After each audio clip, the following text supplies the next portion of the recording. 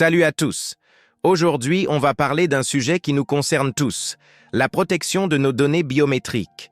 Vous savez, ces petits détails uniques qui font de nous ce que nous sommes, nos empreintes digitales, notre visage, notre iris. Alors oui, c'est super pratique de déverrouiller son téléphone avec son empreinte digitale ou son visage. Plus besoin de se souvenir d'un code compliqué, un simple regard suffit. Mais attendez une seconde. Avez-vous déjà réfléchi aux implications de cette technologie? Imaginez un instant. Contrairement à un mot de passe que vous pouvez changer en quelques clics, vos données biométriques, c'est comme votre ADN. Vous ne pouvez pas les modifier. Une fois compromises, c'est pour la vie. Effrayant, non? Et ce n'est que la partie émergée de l'iceberg. Pensez aux millions de personnes qui utilisent ces technologies chaque jour. Où vont toutes ces données? Qui y a accès? Comment sont-elles protégées? Ces questions méritent notre attention. Les entreprises et les gouvernements collectent massivement ces informations. Certains diront que c'est pour notre sécurité, mais jusqu'où cela peut-il aller?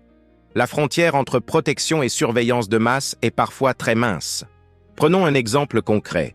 Vous utilisez la reconnaissance faciale pour accéder à votre lieu de travail. Pratique, n'est-ce pas? Mais que se passe-t-il si ces données sont piratées ou si elles sont utilisées à votre insu pour vous suivre dans vos déplacements? La bonne nouvelle, c'est que nous ne sommes pas totalement démunis. Des réglementations se mettent en place, comme le RGPD en Europe. Mais est-ce suffisant? Il nous faut des normes internationales plus strictes, plus transparentes. En tant qu'utilisateurs, nous avons aussi notre rôle à jouer. Il est crucial de comprendre où et comment nos données biométriques sont utilisées. Avant d'activer une fonction biométrique, posons-nous les bonnes questions.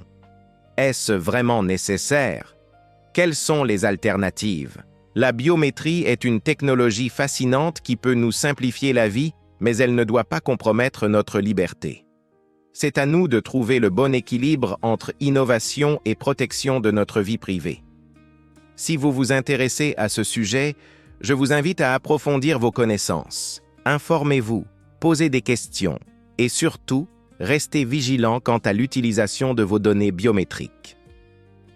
Cette réflexion vous a intéressé?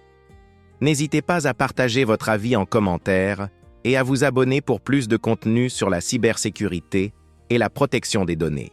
On se retrouve très bientôt pour un nouveau sujet tout aussi passionnant. Prenez soin de vous et de vos données.